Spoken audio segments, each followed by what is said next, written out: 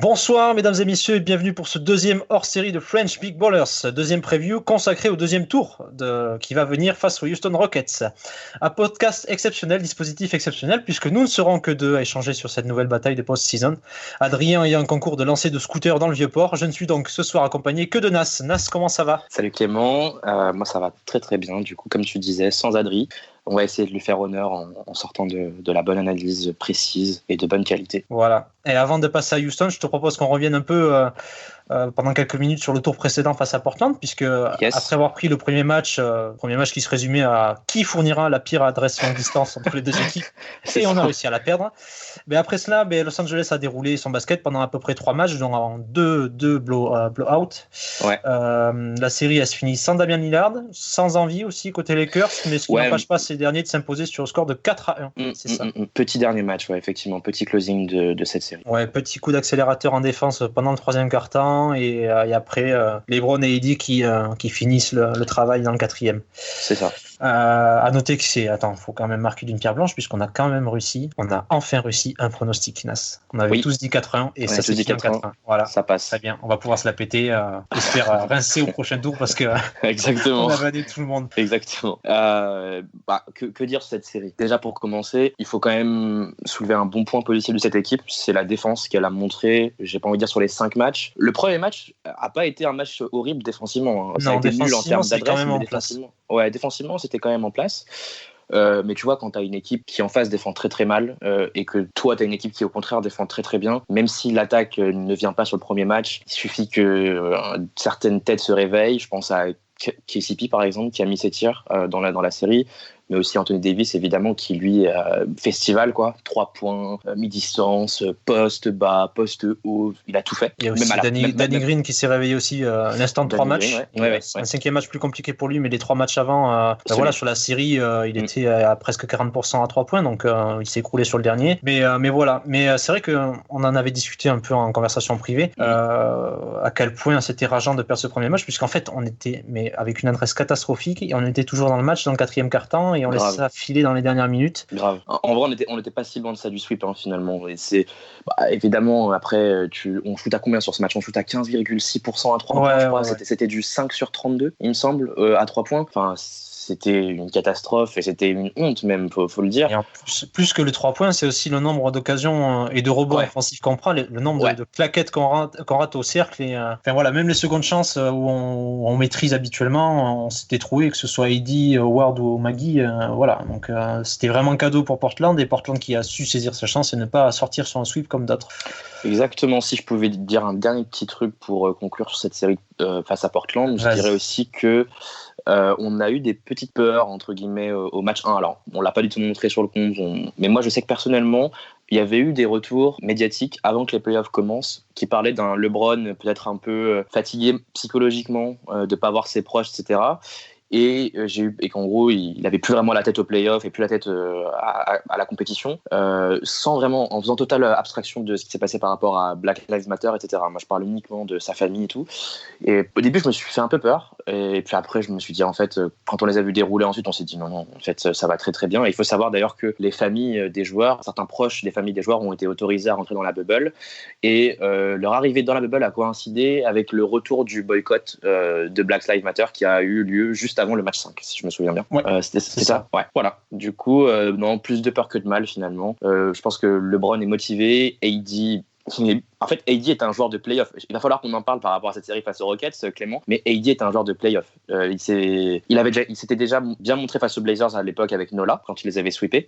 Mais je suis quand même vraiment content de me dire, putain, AD, c'est quelque chose, quoi. On l'a pas fait venir pour rien. On n'a pas envoyé tout notre young core pour rien, vraiment. Alors, je sais pas s'il va rester sur cette lancée, mais c'est vrai qu'en saison régulière, notamment sur le jeu à mi-distance, ça faisait pas mal de briques, ou en tout cas ça ressortait régulièrement, et il n'avait pas un pourcentage à mi-distance ouf, quoi. alors qu'on le voyait insister sur son fadeaway, long ligne, etc., ou sur ses petits jumpers à 3-4 mètres.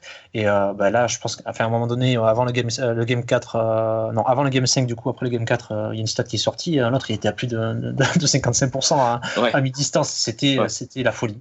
Il était inarrêtable. Après, il s'est pas beaucoup settle sur son post-fade, même pendant la série. Non, c'est ça. Il était plutôt sur des jumpers qui étaient souvent très mal contestés par Whiteside ou par Nurkic. Et donc, c'était easy money parce qu'il a quand même un bon jumper mi-distance. Et quand en face, ça conteste pas, même un minimum. Puis il y a ce move là qu'il fait sur Whiteside, là où il le freeze sur un step back après avoir fait un spin move. Tu te dis, ce mec, il a un bagage technique insolent, quoi. Bon, après, il était face à Nurkic et Whiteside, même si les gens espéraient vraiment pouvoir contester. Ils espéraient les voir contester les deux. Non. Impossible. Il sortait même plus sur lui à 3 points. Il finit la série à 39%, je crois, c'est ça 38. 38,9. 38,9% à 3 poinns. C'est ça. 30 points, 10 rebonds, 4 passes. Il s'est illustré à la passe d'ailleurs, il faut aussi. Enfin, on en parlera, je pense, en préambule face à Houston. Ça va être une clé. Une clé, complètement. On passe à la suite, puisque autre adversaire, autre difficulté, puisque c'est au tour de Houston de se dresser sur notre route. Après avoir défait, non sans difficulté d'ailleurs, OKC sur le score de 4-3. Ça s'est joué sur la dernière possession et un compte de James Harden sur Lou Dort. Quelles sont les forces que l'on doit craindre de cet effectif si particulier? Comment les Lakers peuvent les contrer, Nas, à ton avis? Alors, moi, je vois beaucoup de fans de part et d'autre, surtout des Rockets, pensant que les Lakers, juste parce qu'ils ont des joueurs qui font entre guillemets pas bander en arrière, qui sont KCP, Caruso et Green, qui sont ceux qui vont jouer beaucoup de minutes en défense face à Harden et Westbrook, beaucoup pensent qu'on va se faire ouvrir par Westbrook et Harden toute la série. Et moi, j'ai envie de te dire, quand tu les vois jouer face à OKC, je pense pas que ce sera le cas. Moi, je pense qu'un mec comme Caruso, il va énormément emmerder Harden. Il a déjà pas mal emmerdé Lillard sur la série avec des hustles magnifiques, de la défense en 1 contre 1 qui fonctionnait bien. Du coup, pour répondre à ta question rapidement, sans trop étayer, je dirais que ce qui va me faire peur, ça va être la forme à 3 points déjà de Gordon, à mon avis. Ça va être un des facteurs pour moi de cette série. En fait, cette équipe des Rockets, elle fait peur uniquement quand les 3 points rentrent. Quand les 3 points rentrent pas, c'est une équipe très facilement tapable. Maintenant, à voir. Moi, je les vois mal nous sortir en 6 ou 7 matchs en tapant du 50% toute la série à 3 points. Parce qu'en plus, déjà, même face à OKC, ça n'a pas été ça. Et ils en ont raté beaucoup des 3 points. Et beaucoup d'ouverts, tu vois. Donc, la peur, c'est... Moi, j'ai pas peur, par exemple, je pense que tu vas peut-être vouloir embrayer là-dessus. Moi, j'ai pas peur, typiquement, de leur small ball par rapport au fait que nous, on puisse leur opposer des pivots plutôt grands. Je pense que McGee est pas le pire joueur pour défendre sur du small ball, même pour ressortir un petit peu. Il est quand même globalement assez athlétique. Il peut contester des tirs, il peut emmerder même un PJ Tucker qui se positionne ligne de fond pour mettre ses 3 points. Il peut ressortir, et pas laisser le tir complètement ouvert. Moi, je pense qu'on verra peut-être pas tant d'Eddie en 5 en small ball côté Lakers que ça, parce que je pense que la clé n'est pas là finalement. C'est la question un peu sur cette entre deux côté fan des Lakers et côté fan de Houston, puisque Houston propose quand même quelque chose d'atypique. C'est un 5 sans pivot et avec des ailiers forts qui sont quand même petits. C'est Robert Covington qui joue 3 et PJ Tucker qui joue 5, mais qui habituellement a commencé sa carrière en ailier, quoi. Donc, même pas ailier fort, quoi. Sur le papier face à OKC, c'était Covington qui était listé en 7 pour les Rockets. C'est ça. Et donc face à cette attaque où ils sont capables de shooter énormément à 3 points, ils ont shooté pendant la série, ils shootaient entre 45 et 53 points par match.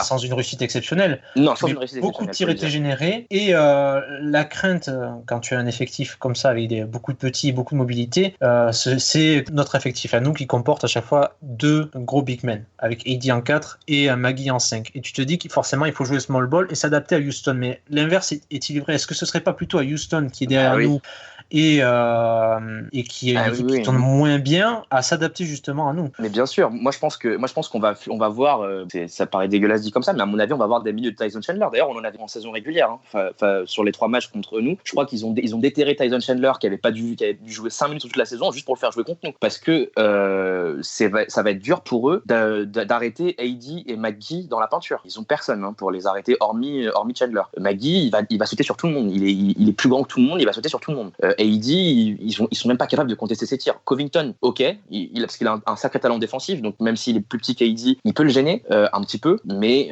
globalement, vraiment, quand ça va se passer à l'intérieur, rebond notamment et tout, je pense moi que ça va être à Houston de s'adapter plus que l'inverse, parce qu'ils ont, voilà, on va dire que la grosse peur qu'on peut avoir en tant que fan des Lakers, c'est s'ils appliquent un 5-out. 5-out, autrement dit, tous les joueurs autour de la ligne à 3 points ou un joueur un peu à l'intérieur, mais voilà, même pas dans la raquette, avec des déplacements, des écrans et des possibilités d'ouvrir des tirs de partout, et avec nous 2 big men qui vont devoir ressortir à l'extérieur. C'est la peur entre guillemets qu'on peut avoir sur le papier contre cette équipe de Houston. Le souci, c'est que eux, si leur tir à 3 points ne rentre pas, nous derrière en attaque on va dérouler, parce que tu vois AD comment il a bouffé Nurkic et Whiteside qui font quand même sa taille pour les deux. Ouais. Voilà, je sais pas. Moi je pense que on est pas si mal que ça finalement. La question, il y a plusieurs points qui sont soulevés par cette question de faut-il jouer avec un ailier plus petit en 4, donc à savoir soit Kyle Kuzma, soit Markieff Morris aussi qui propose une solution, ou Jared Dudley. Bon, on va s'arrêter aux 2 premiers cités. Ou alors jouer avec notre 5 typique, donc Maggie en 5 et AD en 4. Et c'est vrai que avant la série, en tout cas lors du dernier podcast, on en avait évoqué le cas des rotations Maggie-Howard qui changeraient selon les oppositions, etc. Et c'est vrai que ça paraît sur le papier plus logique d'aligner un AD en 5 avec un ailier plus petit à côté de lui pour pouvoir écarter le jeu et couvrir les extérieurs. Mais et je vais rendre hommage une nouvelle fois à Tim Cranji qui a sorti j'allais te parler de Cranji justement. Il a sorti une vidéo qui analysait la défense que doit proposer Los Angeles pour contrer ce 5-out. Et contre-intuitivement, en fait, on se rend compte que justement, jouer avec deux gros intérieurs, ça réduit le nombre de possessions où la peinture est dégagée, puisqu'en fait, contre OKC, les 5 s'écartaient derrière la ligne. Harden partait en isolation, tentait son drive. Et en fait, Adams était tellement écarté par son vis-à-vis qu'il ne pouvait pas intervenir en défense. Il pouvait pas venir bloquer. C'est certainement ce qui va arriver si on joue seulement avec AD en 5. Exactement.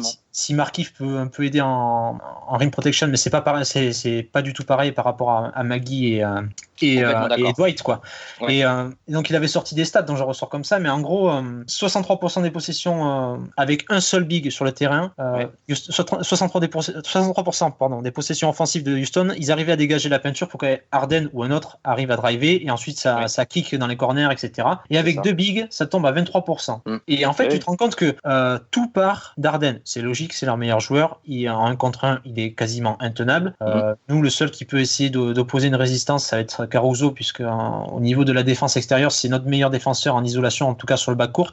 Il est dans 78e percentile sur l'isolation. Enfin, à savoir que LeBron et AD, en gros, eux, ils sont à 83e percentile avec autant de possession, mais par exemple Danny Green et KCP vont être bien meilleurs off-ball donc à voir comment Caruso va réussir à continuer sur cette lancée et à gêner Harden. Mais le souci, c'est qu'il faut que tu aies un deuxième big qui vienne protéger la peinture et en fait qui oblige Harden à prendre ses 3 points. Harden sur le drive, il est énorme. Il est trop fort et il va provoquer des lancers à tir larigot. C'est ça. Et il va les mettre. Et je vous invite vraiment à regarder la vidéo de Tim Cranji parce que c'est à la fois une analyse statistique, mais il y a aussi des séquences de matchs qui ressortent. Et il sort des stats comme 72% des tirs, enfin dans la bulle de Houston, 72% des tirs viennent d'un drive. Donc à partir du moment où tu bloques ce drive, que tu mets un pivot, ou en tout cas que tu as toujours un big à proximité de la peinture pour venir s'opposer à Harden si jamais celui-ci passe le premier rideau, ça réduit énormément les chances pour ses coéquipiers de pouvoir rentrer des tirs open. Et vu le Westbrook qu'on a eu au premier tour, si jamais il reste sur cette lancée, Harden va se retrouver tout seul en attaque. Vraiment. Oui, complètement. Et d'ailleurs, il y a aussi une des clés à évoquer sur cette série, ça va être l'efficacité défensive, tiens-toi bien, de AD face à Westbrook. Pour moi, ça va être une des composantes. On est d'accord. Je te laisse peut-être étayer un petit peu sur le pourquoi du comment. Non, mais c'est surtout que Houston cherche énormément à jouer sur des mismatchs et à se retrouver justement en avantage avec un big soit sur Westbrook, soit sur Harden. Exactement. La clé, ça va être de savoir comment AD va réussir sur du switch après avoir posé un écran, parce que en fait le jeu de Houston n'est pas très compliqué finalement. Ils vont écarter leur jeu à fond. T'en as un qui va poser un écran, ça va forcer, forcer pas forcément, mais en tout cas ça peut forcer un switch du mec qui va tenir Covington ou Tucker, en l'occurrence AD, puisque je parlais d'AD par rapport à Westbrook, à le mettre dessus. Et à ce moment-là, Westbrook, moi après je m'avance un petit peu, je me mouille. Moi je pense que AD est capable de contenir le Westbrook qu'on a vu face à OKC, tu vois, que ce soit sur du drive, il va le gêner à mort parce que Westbrook est rapide, mais AD a une amplitude tellement grande qu'il peut même faire un chase down block et l'empêcher, tu vois. Et à 3 points, moi franchement, si on envoie Westbrook tirer à 3 points avec un petit contest d'AD, moi ça me va très bien comme tir, hein. Franchement, sur toute la série, ça me convient parfaitement, tu vois. Donc à voir effectivement sur ce switch. Déjà, à voir si Vogel va décider d'appliquer un switch ou s'il va plutôt demander un hard edge du défenseur à passer en dessous ou plutôt passer au-dessus de l'écran pour le tenir à mort. Ouais, avec Harden, vaut mieux passer au-dessus. Avec Westbrook, on peut en discuter, mais Harden, en tout cas, il va falloir passer au-dessus. Ouais, il va falloir passer au-dessus. Mais voilà, à voir, ou switcher, tu vois, ou tout simplement switcher, à voir ce que Vogel va décider finalement. Et l'autre chose qui est soulevée par Team, on va rester quand même avec. Oui, parce que c'est lui qui a produit quand même une énorme analyse sur la série. C'est excellent. Et en fait, là, on a l'habitude de dire depuis notamment Golden State qui a montré ça, avec Draymond Green qui passait même en 5 et avec c'était KD en 4, et voilà, tu avais 5 joueurs qui étaient capables de tirer à 3 points et qui proposaient énormément de spacing, donc à savoir écarter le maximum le jeu. Mais l'analyse qu'on retrouve ici, c'est que en fait, nous, c'est peut-être inconcevable, mais on a plus de spacing avec Maggie qui rôde dans la peinture qu'avec le seul AD qui joue poste bas et 4 joueurs autour qui circulent derrière la ligne de 3 points en fait. Maggie arrive à fixer un défenseur, automatiquement fixe un défenseur et empêche l'aide sur AD, et la défense est beaucoup moins resserrée et AD peut beaucoup plus travailler en fait. Bien sûr. Parce qu'en fait, Maggie sous le cercle, en attaque, c'est quand même un joueur qui est craint par les équipes adverses. Il faut pas croire. C'est un joueur, c'est tellement facile de lui envoyer un lob. Lui, il finit très très bien tout ce qui est lob, etc. C'est un joueur dont tu as peur. Tu vas pas le laisser se balader tranquillement dans la peinture. Ça, c'est clair. Ça va être la clé en attaque. Ça va être la clé de ce premier match, parce que tu vas avoir AD qui va avoir des possessions poste bas, et on l'avait vu notamment. Il y a des possessions quand la rotation arrive et que LeBron sort, tu fais rentrer 4 joueurs autour, et Portland a réussi à proposer des prises à 2 et empêcher AD de jouer. La seule présence d'un pivot autour d'AD t'oblige à garder ton défenseur sur Maggie, et là à savoir défenseur, là ça va être PJ Tucker certainement, donc qui lui rend au moins 9 cm en dessous. Maggie, tu lui laisses 1 mètre, il finit par décoller et finir en alley-oop. Complètement. Pareil sur pick and roll, il va pouvoir amener quelque chose. Howard, quand il va rentrer, si jamais il a des minutes, et j'espère que ça se réalisera.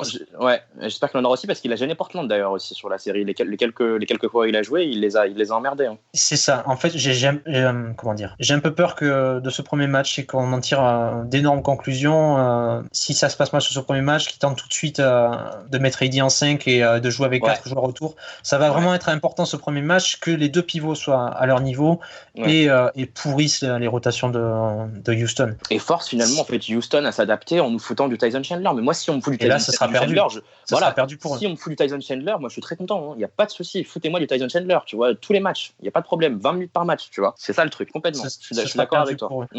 Voilà. Donc les clés, elles sont là. C'est facile à dire parce qu'on parle quand même de James Harden. C'est peut-être le meilleur joueur de 1 contre 1. Bien sûr. La majorité des possessions de Houston sont en isolation. Sur la saison, en gros, Houston jouait 13 pick and roll par match. C'est ce que Damian Lillard joue tout seul par match en termes de pick and roll, tu vois. Et donc ça va être tout va se jouer sur les défenses en isolation sur le porteur, donc James Harden ou Russell Westbrook, donc à savoir si Caruso et Anthony Davis pourront compenser ça, et défendre sur les joueurs qui resteront dans les corners, se déplaceront, donc Covington, PJ Tucker, il y a Eric Gordon qui est toujours vivant et qui a fait une série à peu près correcte, enfin en tout cas un dernier bon match. C'était mal parti au début. C'est ça, il fait un dernier bon match en tout cas. Mais il s'est repris, voilà, et on a des joueurs off-ball capables d'opposer Danny Green, KCP, même LeBron, et des stats au-dessus de la moyenne. Et à l'inverse, tu vois, eux ont plus de mal. En tout cas, Eric Gordon et Harden arrivent à bien défendre les joueurs off-ball. C'est pas le cas de Daniel House, de Westbrook, de Covington et de Rivers. Ils ont des stats en dessous de la moyenne. Donc, si eux laissent un peu d'espace à nos shooters, que nos shooters restent sur la lancée. C'est pas exceptionnel ce qu'ils ont fait, en tout cas sur la série face à Portland. On est encore très moyen, mais c'est suffisant pour nous. Une adresse moyenne est suffisante pour nous pour gagner des matchs avec la défense qu'on propose. Absolument. Donc ça va être là les clés. Pouvoir opposer que Caruso soit, défensivement, il soit en place. Je sais pas comment ça va se passer au niveau des titulaires, mais. Puis bon, tu vois, t'as beaucoup parlé d'Harden en 1 contre 1. Nous, on a aussi un autre bagage quand même, qu'on a totalement omis dans ce podcast jusqu'ici dans l'analyse. C'est quand même LeBron James. Tu vois. Ouais. Il y a pas qu'Anthony Davis dans cette équipe. On a LeBron James et LeBron James en face. Qui peut vraiment le gêner? Si il drive avec la facilité qu'il a eue face à Portland par moment, et s'il est toujours en phase avec son tir à 3 points, il va être compliqué à manager, le LeBron pour Houston. Il y a pour moi le seul joueur qui est susceptible de l'emmerder un petit peu, c'est Covington. Le reste de leur roster, ils ont personne à mettre sur LeBron James, tu vois. C'est ça. Pour le moment, Houston a la meilleure défense de cette bubble. Ouais. C'était pas le cas avant. On va pas dire que c'est une mauvaise défense, mais c'est une défense moyenne en tout cas sur la saison d'avant. Enfin sur la saison avant la bubble. Là pour le moment ils s'en sortent bien. La clé aussi de conserver ce 5-là, et ça a été un peu le cas déjà avec le Thunder qui avait juste Steven Adams dans la peinture et qui les a défoncés au rebond offensif. Bien sûr. Mais nous, on est l'une des meilleures équipes au rebond offensif. On est la 2e sur la bubble, en gros, au rebond offensif. Et si tu joues avec Maggie, qui offre énormément de secondes chances, qui est là à ratisser près du cercle, t'as AD qui vient en coller plusieurs sur la truffe de Whiteside et Nurkic. Ouais, voilà. En fait, AD, il est beaucoup dans le putback et dans l'insolence aussi. Tu vois. Et ça, Houston, ça va être clé aussi. Ça va être des points faciles pour lui. Et face justement à une raquette bandée. C'était Whiteside et Nurkic qui étaient ensemble. Aller grimper sur Whiteside, il faut quand même le faire. Tu vois, même si c'est pas un excellent défenseur, ça reste un grand pivot athlétique, tu vois. Il faut le faire. Là, face à Tucker et à Covington, il sera quand même beaucoup plus à l'aise, je pense. Les aides vont être énormément sanctionnées de toute façon. Si on va jouer des pick and roll et LeBron va prendre un avantage, ça va être énormément sanctionné. Si tu peux pas laisser un pivot, surtout quand tu lui rends, quand il te rend 9 cm, tu peux pas lui laisser 1 cm d'espace et il va te dunker sur la truffe. Donc ça va être vraiment la clé. C'est exactement ça. Et par rapport à Dave, parce qu'on aura des séquences, il faut qu'on en parle aussi, vu qu'on en parlait, pour comme ça on aura tout couvert. Avec Rajon Rondo. Voilà, il faut y venir, puisque le double R, alors oui, on a oublié de le préciser en préambule de ce podcast, mais ce podcast sera publié après le Game 1. Donc bon voilà, on fait une analyse qui, espérons, soit validée pendant le Game 1, mais dans l'absolu, voilà, on vous le droppera après. Peut-être qu'il y aura de la chose vraie, peut-être qu'il y aura des choses fausses, tant pis, c'est comme ça, on n'a pas pu faire autrement.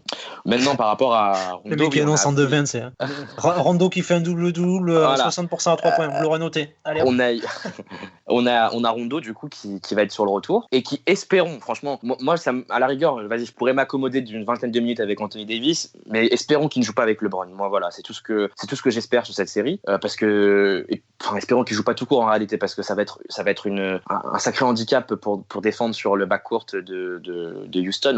Au-delà de ce qu'il peut apporter offensivement, c'est défensivement, je pense qu'il va poser quand même problème. Il sera pas sur les deux porteurs de balle, il sera caché sur un shooter. Mais du coup, tu fous qui, parce que du coup, ça induirait qu'il faut que tu joues avec Rondo, KCP et Green, quoi, pour avoir une couverture optimale sur les deux. Parce non, que mais en tout cas, pas les gérer, tu vois. Sur la saison, sur la grosse saison, la majorité des minutes de Rondo, c'était avec Caruso à côté. Donc Caruso prendra son porteur de balle et comme ça a été pendant la saison, Rondo a rarement défendu le porteur de balle sur pick and roll. C'est pas lui qui défend. Il est sur du spot Rondo en défense. Oui, bien sûr, mais les quelques fois où il l'a fait, de toute façon, on a vu comment ça s'est terminé de toute manière. Mais ouais. Mais en tout cas, par rapport à Rondo, ce que je voulais dire, et par rapport à Eddie, espérons. Voilà. Bon, tu m'as compris. Oui, c'est ça. Surtout que Caruso est un playmaker assez moyen. Voire médiocre. Il a eu quelques bonnes lectures, notamment sur pick and pop, mais on a vu que c'était très compliqué. Et d'ailleurs, tu vois le match 5, il commence à essayer d'amener du playmaking. Il perd 3 ballons sur ses 10 premières possessions.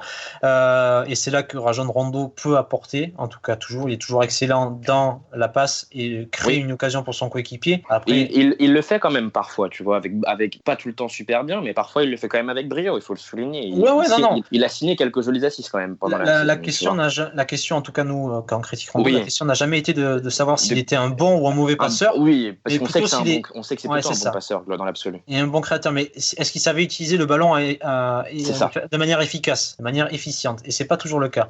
Non, parce qu'il a beaucoup tendance à laisser tourner la montre et à kicker n'importe comment et à mettre de pas attaquer son drive sur le pick and roll. Il refuse. Voilà, c'est ça. Il refuse la peinture, il ressort à 3 points et on perd du temps. Mais après ce premier tour, j'ai envie de dire que la question c'est soit on met J.R. Smith sur le terrain, soit on met Rajon Rondo. Et je crois que la question elle est vite répondue. J'ai envie de dire. Ah ouais, moi je préférais l'option Waiters. Quid de Dion Waiters, quoi. Que s'est-il passé pendant cette série? Qu'est-ce qui s'est passé depuis la bubble? Pourquoi Waiters a totalement disparu des radars? Qu'est-ce qui s'est passé? Je vois qu'une chose, il faisait un rap contender dans une chambre, il a commencé à insulter la meuf de Vogel et il s'est marqué en ce moment-là. C'était pas possible qu'il le teste pendant la bubble et il dit on teste les rotations et Waiters c'était quand même à l'avantage sur certaines possessions. On voyait qu'il était rouillé, mais c'était quand même à l'avantage sur certaines possessions. On voyait ce qu'il pouvait apporter comme atout à l'attaque de Los Angeles, notamment à l'attaque de la seconde unité de Los Angeles, disons-le. Et finalement, on le revoit pas. Enfin, on le revoit pas. 3 minutes par là, il ressort. C'était le coup de Dion Waiters. Personne ne comprend. Je t'avoue que on n'a eu aucune information passée d'un insider ou de quiconque. Sur le dernier match, en tout cas, il était malade. Il avait des migraines la journée. Et soit, il joue pas le dernier match, ok. Mais c'est vrai que sur les matchs d'avant, il joue peut-être 3-4 minutes.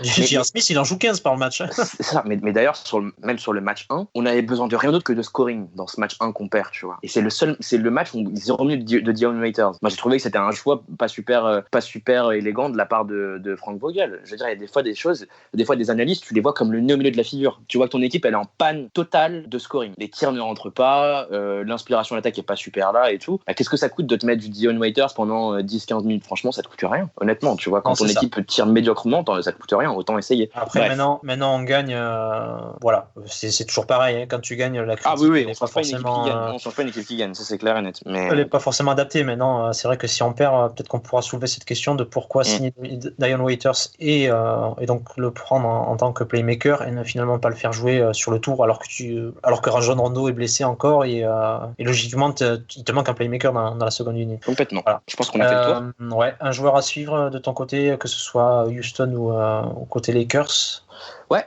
Moi je vais sur un petit peu Kuzma sur cette série. Il fait pas une série gigantesque face à Portland, il fait une série moyenne plus, on va dire. À suivre face à Houston, parce que je pense que à mon avis, on va devoir beaucoup soigner le mal par le mal face à cette équipe de Houston. Je pense qu'il va falloir qu'on trouve d'autres solutions que AD et LeBron pour pouvoir mettre des points, parce qu'on s'est quand même beaucoup reposé sur les deux et en particulier sur AD face aux Blazers, face à leur facilité, par leur facilité à attaquer la défense, on va dire, médiocre des Blazers. Là, ils vont être opposés à une défense quand même collective de meilleure qualité. Donc à voir, Kuzma. Et aussi, autre chose, un petit truc rapide, j'aimerais que AD ait confiance en ses talents de passeur aussi, parce que on a vu tout le bien que ça a fait dans cette série face à Portland. Il va être souvent pris à 2 face à Houston. Il joue 2 matchs face à Houston en saison régulière, il en rate un de mémoire, un qu'on gagne d'ailleurs, ou non, un qu'on perd plutôt, et il était souvent en prise à 2, que ce soit sous le cercle ou même dans la peinture, il était très souvent prise à 2. Et AD est plus grand qu'eux, AD a un bon talent de passeur, et il va falloir aussi qu'il trouve les bonnes options, et qu'on lui propose des cuts, et qu'on lui propose du mouvement autour de lui aussi, tu vois. Donc voilà, je dirais le talent de passe d'AD, et puis un peu Kyle Kuzma aussi. Ouais, le scoring de Kyle Kuzma. Ouais, et toi? Alors, pour revenir sur Kuzma, bon point pour lui en tout cas, hors le match 5 où on a défendu comme des pieds. Je l'ai trouvé plutôt intéressant en défense. Il était souvent sur Gary Trent. Il a bien tenu. Bon, le dernier match, Gary Trent, voilà. Mais moi, je l'ai trouvé intéressant en tout cas en défense. C'est vrai qu'au niveau du shoot, malheureusement, ça tombe toujours pas, mais il apporte quand même. Non, en tout cas sur la série face à Portland, ce qui a été intéressant avec Kuzma, c'était notamment en défense. Hors le match 5 où tout le monde se l'a touché un peu, mais il a eu des possessions à défendre, notamment sur Gary Trent Jr. Alors que Gary Trent Jr. est un 2 et est un 2 aligné en 3 par Portland par moment, et Kuzma a réussi à défendre sur lui.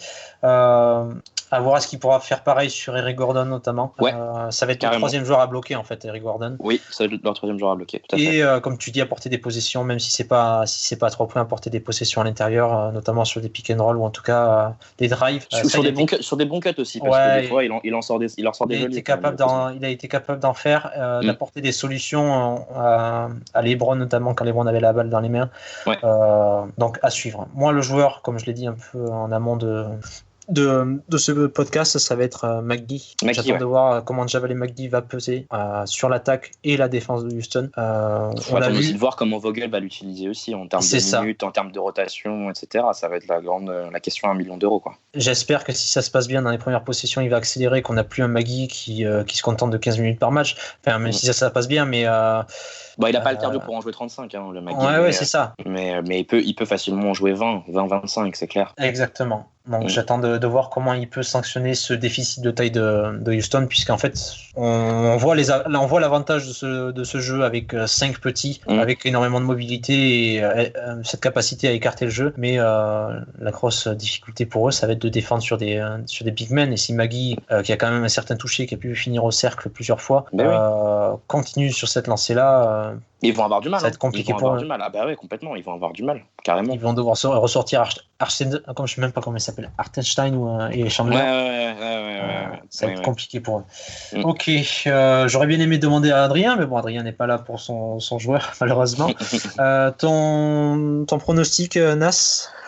Oui, moi je vois un 4-2 pour les Lakers. Ok, j'étais parti sur 4-2 aussi. Je vois Harden capable de nous prendre 2 matchs. Ouais, moi aussi. On verra bien si nos talents de devin continuent à fonctionner ou si on va se faire insulter parce que t'as vanné tout le monde pendant 2 jours. Ouais, je me suis mis. Là, j'ai voulu du sang pour cette série. Ça va être marrant. Alors, ça va être très marrant si on gagne, mais si on perd, ça va être la déflagration va être terrible. Ça va faire mal. Bon, c'est le jeu, ma pauvre Lucette, comment on dit. C'est le jeu, exactement. Rien à foutre, c'est que Twitter. On attend de voir. Allez, rendez-vous rendez-vous tout le monde pour le Game 1. Bon, ça, vous l'aurez vécu avec nous, mais en tant que live tweet. Sur cette ligne, on essaiera de live tweet et on verra par la suite si notre analyse se réalise. N'hésitez pas à aller voir la vidéo de Tim Crunchy, les 2 vidéos, parce que c'est énormément de travail, mais c'est super bien fait, super intuitif. Voilà. Les anglophones, il faut que vous y alliez. Franchement, c'est très très très intéressant. Je pense que c'est le prochain sur la liste. Ils piperont pas grand chose, je pense, parce que voilà, c'est pas évident à comprendre. C'est pas de l'anglais facile et c'est du basketball avec beaucoup de termes techniques en anglais, etc. C'est pas expliqué forcément. Après, t'as quand même les séquences vidéo. Ouais, t'as les séquences vidéo, qui sont effectivement, t'as raison. Mais ouais, foncez. Tout ça pour dire foncez. Crunchy fait de l'excellent travail depuis déjà des lustres.